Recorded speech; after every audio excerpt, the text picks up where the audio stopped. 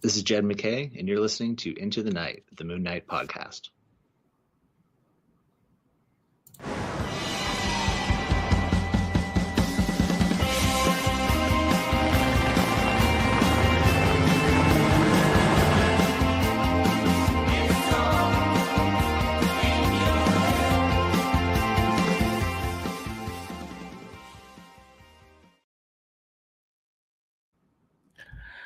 Yes. Welcome back. Welcome back, loony listeners. You are listening to Into the Night, the Moon Knight podcast. You're with both your High Priest of Conchu, of course, Rebecca and Ray. Rebecca, how you going? Good. Bit sleepy this morning, but pretty good. I just noticed the camera's like off to one side thanks to a cat. No worries. Hopefully, a bit of villain origins will wake you up, Rebecca. Very much, yes. Yes, welcome back, everybody. This is, I think, Rebecca, for a while, the second consecutive episode in a row, for a week. So we're doing well. Yes, we're doing good. And listeners, we've got another new issue for you that Rebecca and I will be discussing. It's moving on with A Fist of Conchu Volume 1, Issue 8. So looking forward to that. As I alluded to before, a little bit of Carver, a little bit of Moon Knight, a little bit of Gods, and it was interesting. It sort of shocks you into the middle of a story, and then pretty cool though. It is pretty good. Before we get into that, Rebecca, of course, actually, I've got might put it up here, a little bit of white noise. Now, some of it's from you,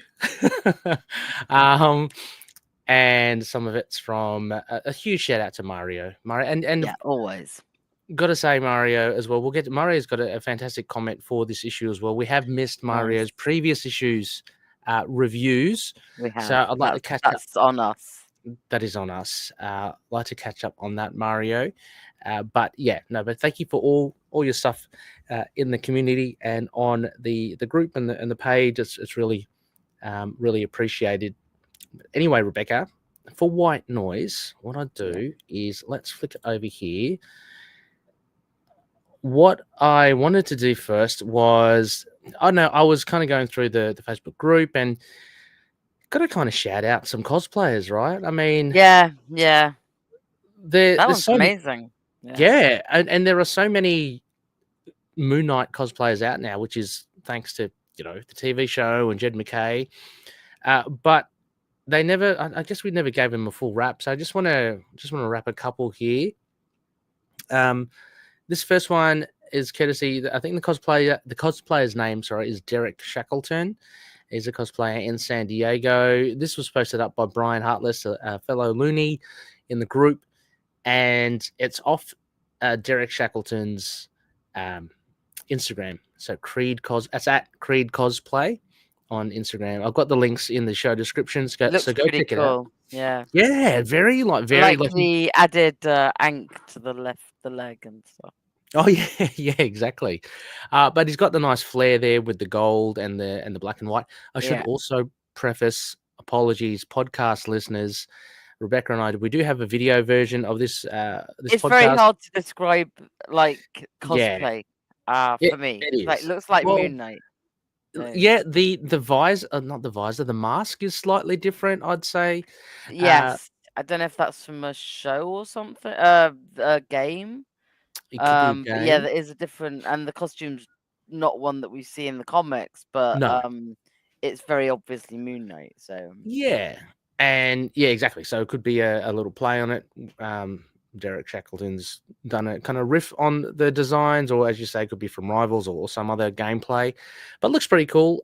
Gold knuckles, like gold detailing, not only on the crest and the belt, but he's got on the knuckles, the fists, and on the fist, cheeks, and the cheeks, which I think, I can't zoom in, but I think they're crescent moons as well. So pretty cool stuff there.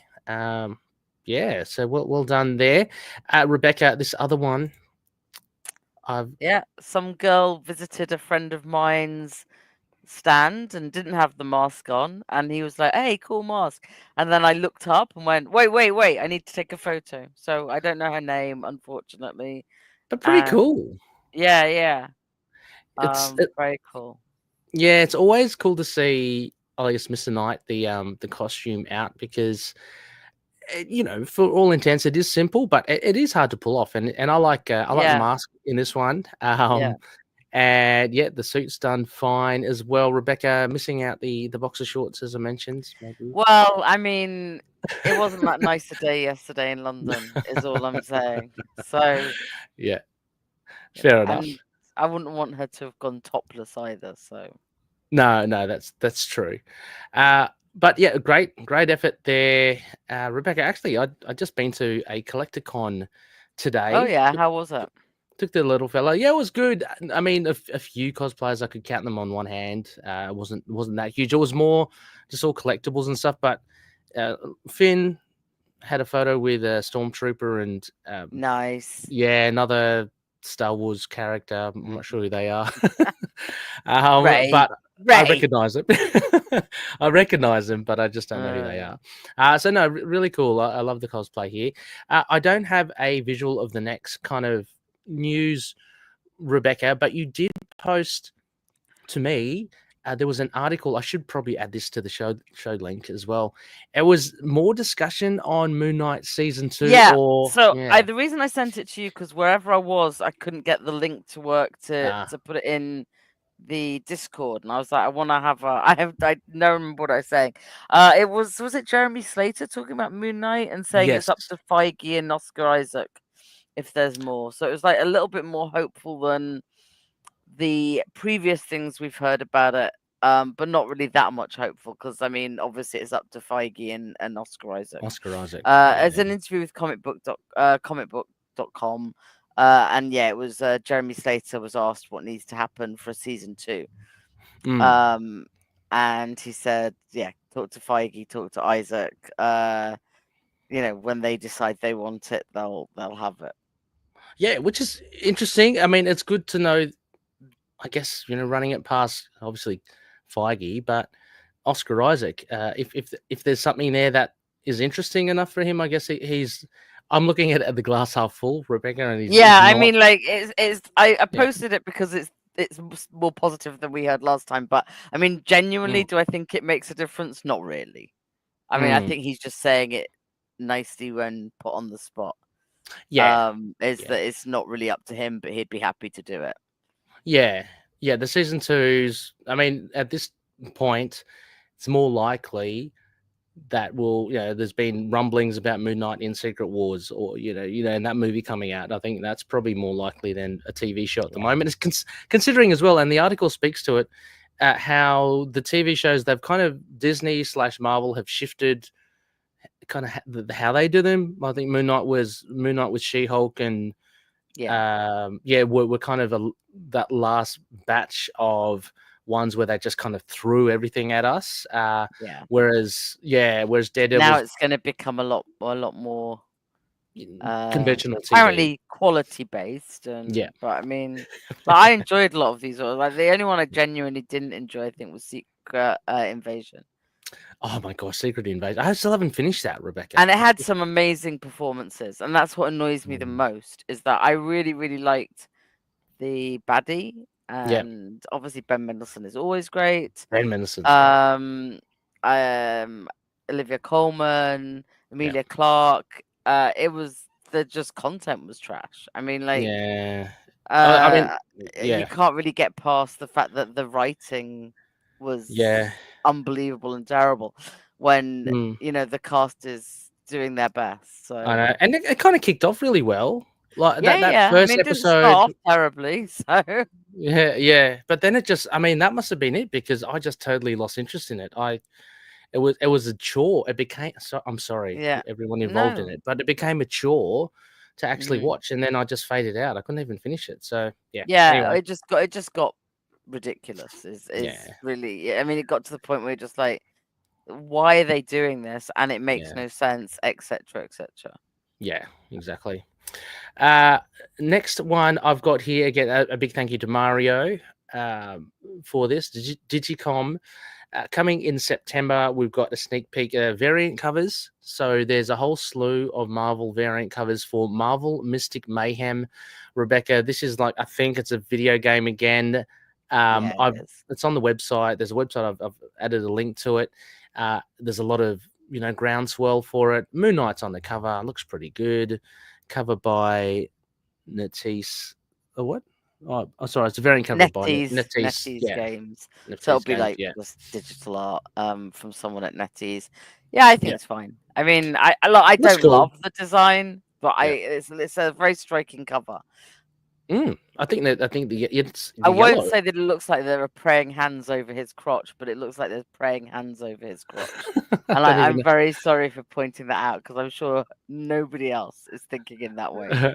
I'm having a good look. I can't even see where his hands are. Anyway, it looks not good. His hands, just general whatever. Oh yeah, I know what you mean. Yeah, just kind of cupping, a little bit of cupping. Yes, a little bit of cupping.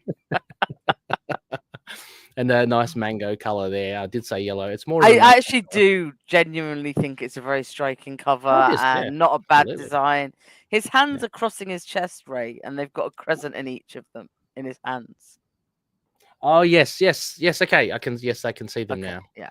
The cloak. I like the detail on the cloak. Like it's not a horrible design. I'm sorry, I shouldn't mock it. Anyway.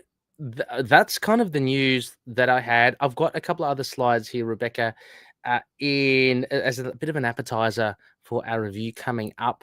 The variant covers. I always try to put the variant covers in. Oh yeah. So we have a variant cover here from Davila. That's the Davila variant. Yeah. Carver and Moon Knight. I mean, obviously the big moment here in this issue, we'll get to it, is Moon Knight getting stabbed.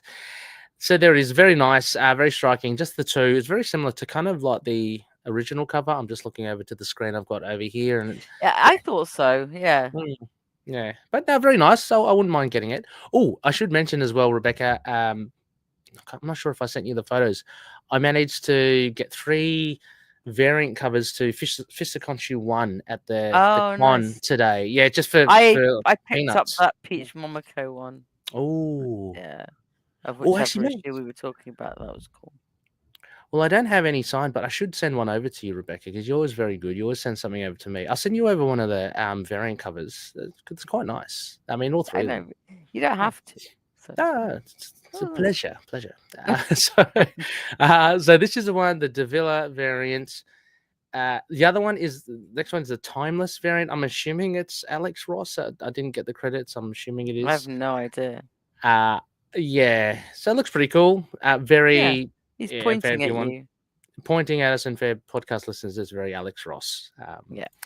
And the other one is the sketch version of the Timeless variant. So a bit more of a same, but in pencil and not shiny. Exactly. So self-explanatory there. But yeah, those are the couple. Oh, actually, no, I don't have another one. That is it. That's it. So.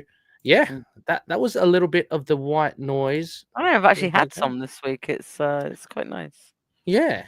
So I'm just flashing that under there, Rebecca. There, so we've got all the details there. Anyway, Rebecca, I think it's time. Do you want to give this a go? Let's do it.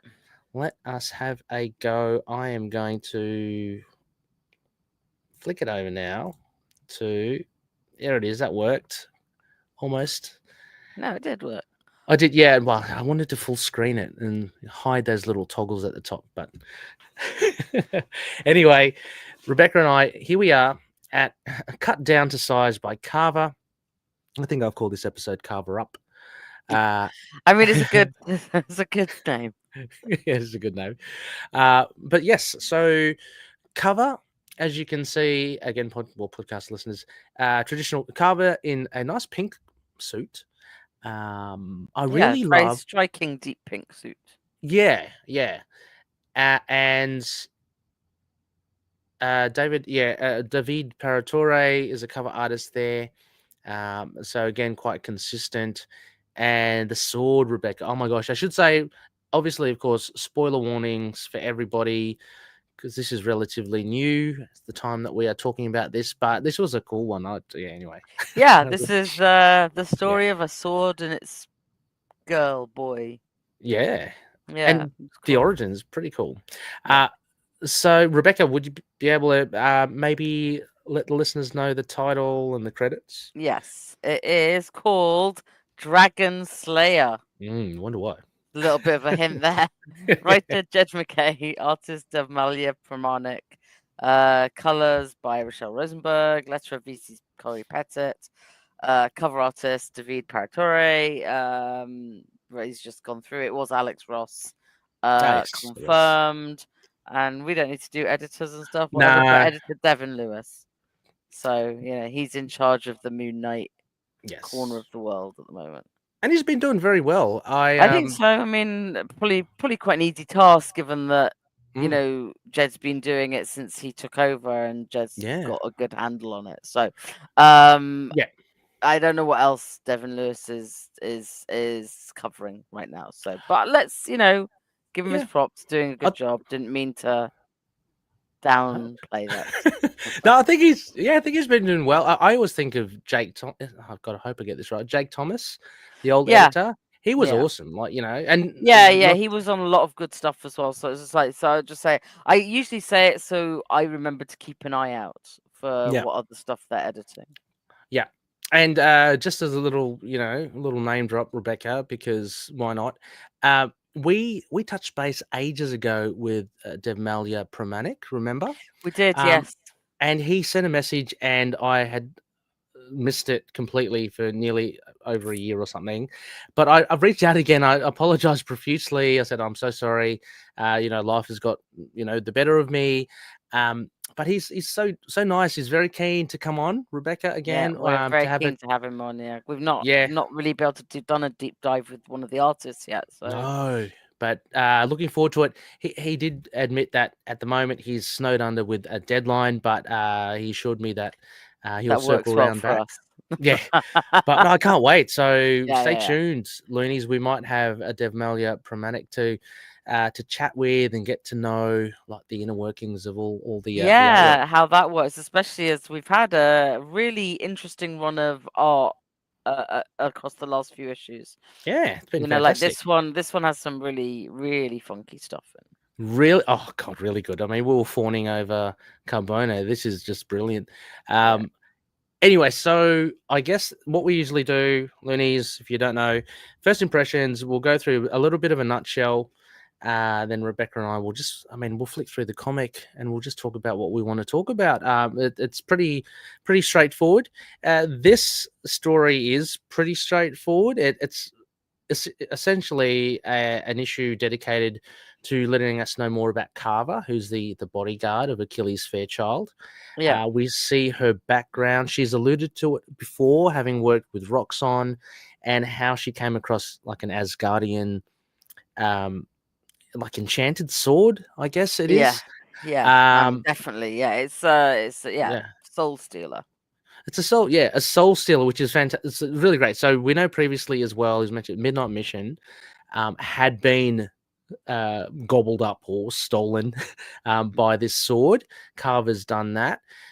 And what Carver does is Carver attacks Moon Knight, seemingly like to his surprise, but we eventually find that he's kind of set a trap for her. He wanted to actually meet this Asgardian. It's Jinar, I think is I'd never pronounce it. We'll go through it. Forgotten already. So I'm bad with names, especially names I'm not used to. We'll just call it the sword, horde, the sword and the horde. The horde sword. The Horde Sword. So the Horde Sword, he has a meeting with the Horde Sword in the Soul Realm, and it turns out that stuff you. I know that I can beat you, and so he brings out Khonshu, and Khonshu being a god, trounces the Horde Sword. The Horde Sword. Yes, the Horde Sword, the dragon soul thing. Yeah, it's cool. Yeah, and in doing so, which I think is a stroke of genius. Moon Knight wipes the slate clean for Carver because Carver is bound to it, and we'll get to Rebecca. There's nice little parallels there.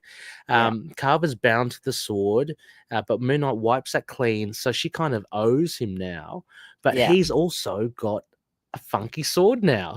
So, he's a knight and he needs a sword. yeah, it's a bit like Iron Man, who also has a big sword at the moment. They could maybe have a big sword. Oh yes, it's a very good sword. What is this thing with swords? It's a very very good sword. Well, and like I mean, Tony's always been kind of obsessed with Camelot and knights, and yes, that's one of the reasons for the Iron Man armor is the sort of knights and the knight current. So yeah, it's kind of, but it is, yeah, they could all have a, like when the X-Men did their big sword off. Now I feel we could do an Avengers big sword off right now. I'm up for it. Only with Moon Knight and Iron Man. I don't care about the others right now. Yeah, I mean, it's fun, it's good. I've got nothing against it, but like the yardstick for me is because I've been reading a lot of comics with magic in there, and like she's just got the biggest kick-ass sword. I mean, she can join the sword club. Actually, I'll take my X-Men restriction off for magic. I mean, her sword is about the size of her. It's crazy. So's Tony's right now. Oh, is it really? It's very large. God. Yeah. Oh God. It's a proper Final Fantasy sword. So. Wow. So anyway, Rebecca, first impressions of this story. What do you think of this? Pretty much a self-contained story, but it does kind of edge things forward. So my first impression was I read a few pages and kept going back. I went back to last issue and went, wait, did I miss him being stabbed? Like, because I seem to remember, I was so baffled by where it started that I did do a double take. But once I realized that we were starting in media res and doing the sort of back, I really enjoyed it. It's a nice little one and done. I love having dragons. They make sense with Asgard. Yes. When they might not always make sense with Iron Man, with Moon Knight. Sorry, I was about to say on your Iron mind, Fist. Rebecca. No, I said Iron, and I was about to say Fist. I was like, we're definitely not talking about him right now. I love the idea that because Marc's soul has already been claimed. Yes. So we're not doing a kind of, you can't mess with my mind because now we're talking souls. So. And it kind of harkens back to like the start of Jed's run when it was all, we were talking about the psychological thing about having this God stuff, but now he's kind of playing it to his advantage. Like he knows that this is what's going to happen. Yeah. And it's great. And I mean, obviously the other thing I'm personally going to call out is the paneling. Oh, and gosh, let's just the art when we flash back to the past is, I mean, like the art full stop is great, but the art when we flash back to what happened in Asgard is, because it's like a slightly different style. It was a bit more breathtaking for me because it was just like Tum Iron Man, God, I'm gonna do this all the way through. Tum Moon Knight, great paneling. I love all the chains and stuff like that. And then it's like, whoa, like every time we get to the sort of brown and those kind of pages. So that's really so cool. Yeah, I had exactly the same thought. I thought once you got to that first brown page, the years prior to the moment of death, for a split second I thought, oh, okay, we got another artist. Like, but it's mainly I think due to the colors and the textures. And just because it's a different world. Like it's like one of them's real world, one of them's kind of years ago, and got more Asgardian influence. You've got more monsters and things like it's a bit more unusual. Yeah, no, it's great. I mean, I totally agree with you. I really love this. I think the last 3 issues have been so strong. Yeah, they've been really interesting. I mean, it's not, generally you'd be looking at a comic and something stands out, the writing or the art. I think both are really good. Like, and I like how they've progressed the story, but not necessarily in a linear fashion and not necessarily with action. Like, so depending on which issue we're talking about here, like, but I feel like the overall narrative is moving on to a place where it can tie up. Yeah. Which is great, Yeah, I mean, over here, he has brought Achilles Fairchild's bodyguard, I guess, over to his side, Moon Knight's side now. So that's a massive thing. That's a massive chess move. Yeah. And it's exactly what he said, because what Moon Knight had done previously, he went head first, one-on-one up to Fairchild, and that didn't work. He got beaten, and then so he made that statement in issue 6. where he says, "Look, we're going to have to start a different strategy. We're going to have to come around and pick off at his crew," and he's done that, like with Carver, who's arguably probably the scariest in Achilles Fairchild's crew. I mean, she's quite scary with the sword. So, so I just loved this. I thought the art, oh my god, the art as well was a standout, similar to the last couple of issues with the different artists, but it's fantastic. I just love the chain layout. Sequence. So good. It opens it up with it, like every layout. They look like bones, and then we get to the chains, and then they get to like. It's just very cool. The paneling throughout is just really interesting. It's really good. Like even where it's not the chains, the other sort of paneling is cool, and the way it flashes back and forth. Yeah. And the cold opening here, like just 2 pages in, Moon Knight's already stabbed. I love that kind of thing, moment of death. So there's a lot of things going on for this as well, and I think Jed again has really done well with the space he has to kind of give at least some notion of Carver's background. I love this thing here with her comrade like Sims. It reminded me, Rebecca, of you've probably seen it, Pitch Black, like that. Oh yeah. When I think her name's Fry, Ryder Mitchell. You think she's the protagonist, and she gets kind of taken away. Oh yeah. Last second, that was with Vin Diesel going no. This is very much the same, I think, where he just like he's kind of resting. They're fighting. She's working so hard to save him, and then he just gets plucked and he's gone. I like that, how she's kind of got that as her baggage, but also as well, Rebecca. I'm just going to fast forward a bit here. What I really enjoyed as well is this that parallels what we're talking about. It was really smart. It was like in the issue with Hunter's with Hank and Marc comparing their mental health issues, and Marc saying, "Don't call us crazy." And here there's a different kind of. It's like empathetic. Like we're learning about these things in a way that it affects our character, which I quite like as well. Yeah, I mean, I also I totally agree. I also kind of took it. It was almost a little funny for me because every balloon she was saying, it became more and more obvious, or more and more right on the nose for Moon Knight. And I'm going, she doesn't realize, does she, that's exactly what he's been going through as well. So she goes here as well. Again, fantastic paneling for those that are looking at the video. Moon Knight's flying down. She's about to kill him. You don't know what it's like, she says, to be bound to something like this. He's been bound to make a deal with a thing that collects souls. To have to kill for it because it saved your life. And by that, I'm going, oh, come on. Come on.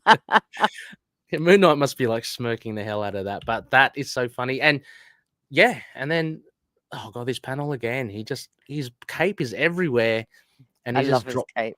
He's like a bride with a train. Yeah, with the detailing again. I love it. I really do love it. I think it really has, like you said, made it his own art style wise, and obviously the coloring is still remains amazing. Blah blah blah. I don't know what else we can say about it. It's but I think it's I think in the recent issues, and this is a good example of it, there's been more of a range because of the flicking back and forth. So you've seen more of a range of what Rochelle is coloring, which is just very cool.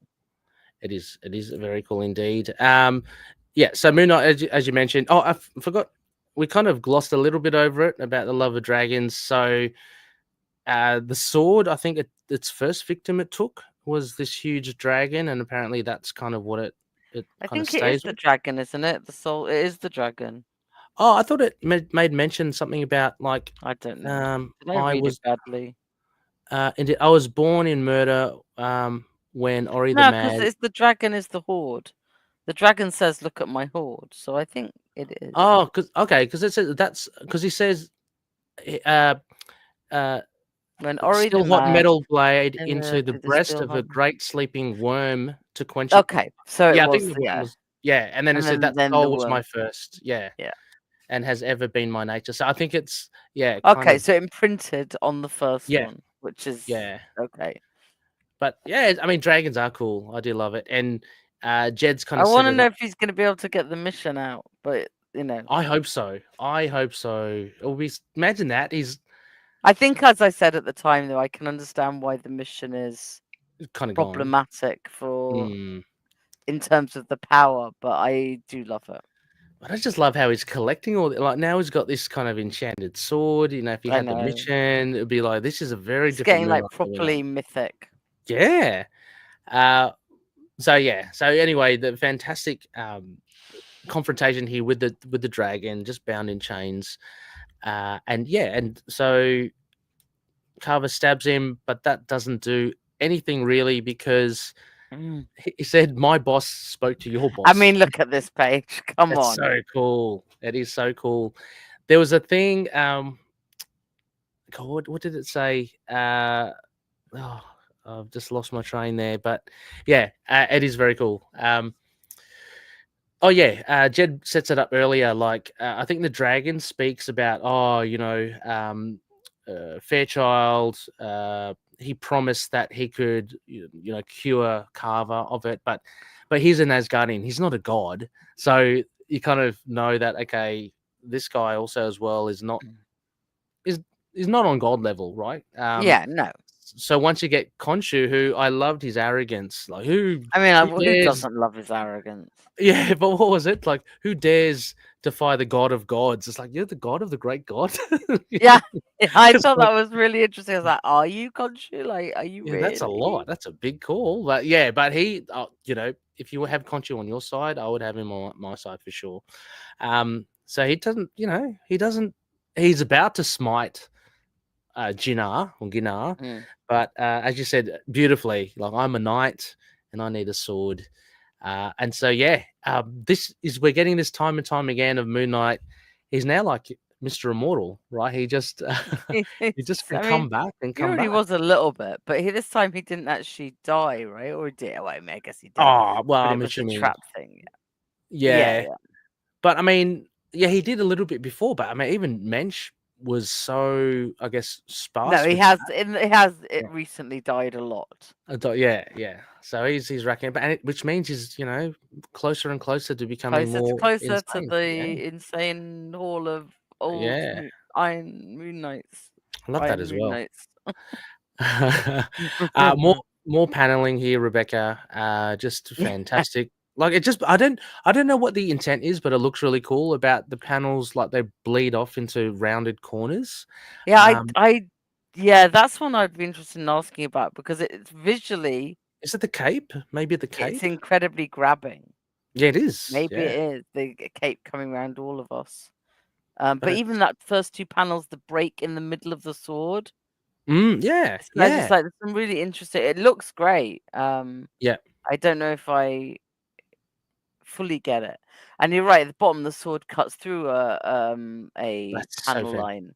So, and it goes off the page as well. Yeah. It's crazy. It's crazy. So, Pramag, we've got heaps to chat with him about. It'll be very, very fun indeed. And again, the nice reflection, he's used it a few times on the sword where you see Carver's face on the sword. So there is that kind of intimate connection she's had with it. But now this is like it's blooded with Moon Knight's blood, and he's basically, you're only beholden to one person now, me. And so that's quite telling. It's awesome. And this last one as well. It's just of the sword, but you get everything in there in the reflection. So it is so cool. It leaves us now with, I don't know, you feel as obviously a fan of Moon, you feel energized that Moon Knight's got this win. This is a big win, right? And he's going up against an Asgardian. He needs some extra oomph, and it's we know we're heading towards the 250th issue, 50th run of if you count everything in the run, which I think we all do. So it feels like we're building up something big. That's really good. So yeah, no, really enjoyed that. Rebecca, if you were to give this from the Konishi rating system, I think we were quite high in our praise of 6 and 7. I think it's up there. What did I say? 8.5. I think I'm up there again. Yeah. I get there's something holding me back from a 9, and I think it's because I know we're building up to this crescendo for the story. So like, they're all extremely good stories, but I'm sure there's going to be a sort of blow me away thing. Yeah, you got to give a little bit of wiggle room for that. I guess. I mean, I'd agree. Again, I think, just in storytelling and for what it is, and again, kind of separating. You look at like timeless and classic issues. I mean, it's not going to be there, but as a story for what it is, within the story, it's high up there. I'd give it a 9 as well. I really enjoyed it. Just as well, highly elevated from the art, because of the art. Sorry, because the art, the last 3 issues has just been amazing. We are so lucky, Moon Knight fans. You guys should be cheering from the rooftops because we've got so much good stuff coming out at the moment. It's just crazy. And I love it as well. Just one issue, like one title though. When it's like 4 titles a month, it's a bit much. That is, yeah. If you're a Spider-Man fan or a Superman fan or something, it's hard. Like, you have to be rich. Yeah, you have to. Yeah, but this is really good, and be interested to know if anyone has not been enjoying it.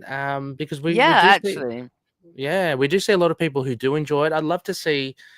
To know, just your take. I mean, everyone's different. If you aren't enjoying it, I know a lot of people do like the old street level classic Moon Knight, which is fair enough. But I think he's evolved a lot since then. He's nearly 50 years. Some of this is rooted in street level stuff as well. Yeah. Oh no, it is. It's not totally. I mean, kind of gone a bit more cosmic-y. Yes, since we got gods involved. So and that's since they've been fully established rather than having that ambiguity. But listeners, there you go. That was issue 8 of Fist of Khonshu, volume 1. Rebecca, I did say we had some feedback from Mario. I'd like to focus on his thoughts on this issue. And we'll circle back with the others. I'll have to go collate them. I don't think there is any others, is there? Oh, no, for his previous. No. But we do have the one comment. Thank you so much, Mario. Let me put it up on screen. Oh, why am I in front? Shall I read it? Shall I just read it? If you can, that'll be great. All right, Mario. Let's see if this one makes it through. My last 3 reviews were all missed somehow. That's us being idiots. Yeah, sorry. Moon Knight Fist of Khonshu 8 is something of an odd duck with a story that starts in the middle, goes back to the beginning, and then proceeds to a conclusion not unlike the battle with Hawley in Jed's Moon Knight number 2. Yeah. While the plot ultimately resets itself by the end of the issue, save for Marc getting a new toy, it's not a bad issue by any means. With only a handful of scenes, Fairchild's dragon, pun intended, Carver, goes from stereotypical tough to a figure of real pathos. And, of course, the true identity of the sword was a nice surprise. Perhaps my only real disappointment in the writing was that I half expected the mission to show up as more than a reference, given the nature of the blade. But I suppose Jed is saving that for later. I wonder if we're going to get like a shattered blade. And art-wise, Pramanik continues to prove a worthy heir to Capuccio's mantle, with Jinnar's first real appearance of Hallmark. One of the most notable parts of the run has been the paneling, and this issue has it in spades. All in all, a nice done-in-one 9 out of 10. Wow. P.S. Carver should probably have known better. Jinnar means the deceiver in Old Norse. Mario doing a bit of research in there, sneaking it in. As always, love you for it. Doing the work we haven't. Absolutely, yeah. I feel like we're on a uni assignment, and I'm writing the coattails of Mario. Thank you, Mario. Yep. No, fantastic. No, I absolutely echo all your thoughts as well. Seeing Jinnar was fantastic. Didn't know about the deceiver. That was really cool. Yeah, that is really cool. Yeah, and the Midnight Mission. You're right. It's a shame. It's amazing how quickly we've all become attached to the Midnight Mission. Yeah, exactly. No, that's really cool. So I think we've got a bit. I don't know, Rebecca. I think we've got a bit of a wait till the next one. I can't remember. But well, keep your eyes I'll look peeled. it up. Shall I look it up quickly? Oh yes, thank you. Moon Knight number 9. Be 10 another is the month. big one, right? 10 is Yeah. due for release 18th of June. So not Okay. that long. Oh, Like not that long at normal all. kind of period, yeah. Yeah, yeah. I should also mention Mario also is very good in posting up the solicits of Moon Knight. So go check it out on the Facebook group. And previews as well. If you yeah. read the like 4-page previews, which I mostly do, and then sometimes forget to. So I'm kind of a bit middling on them. Like when and people are like, do you just try and avoid them? And I'm like, no, I just literally forgot. You just forget. It's like usually when it's a busy work month, and I was just like, I'll read it when the comic comes out. That's fair enough. But yeah, Mario is very good at putting all those in. Yeah, I mean, I was thinking whether we add them in and talk about them, but I mean, they're all there. If you want to go check it out and check out the covers, check it out on the Facebook group. So, yeah, Rebecca, I think that pretty much does us for this episode. I know, another podcast done and dusted. Another one done. Just clocked that one up. But yeah, no, that was fantastic. This issue is really good. I can't laud it enough. I recommend it highly. If you haven't got it yet, and this has piqued your interest, please do. If not for the art alone, but Jed's writing is just right on mark. I'm actually reading some of Jed's X-Men as well. Oh really? Yeah. Again, I'm like I can't focus on X-Men as well as everything else. Oh yeah, no, true. But I hear it's good, and I hear the Avengers is good as well. So yeah, I mean Jed's writing so much, I can't believe it. But I know it's crazy. Yeah, but he's done well. Rebecca, anything else you want to plug? A little spectacle out for anything, or no, I'm good. Nothing going on here. Okay, no worries. How about you? This week, this end of the week, I will be recording a Predator and Prey episode. Nice. Very excited. We couldn't do it last time, so we're reconvening again now.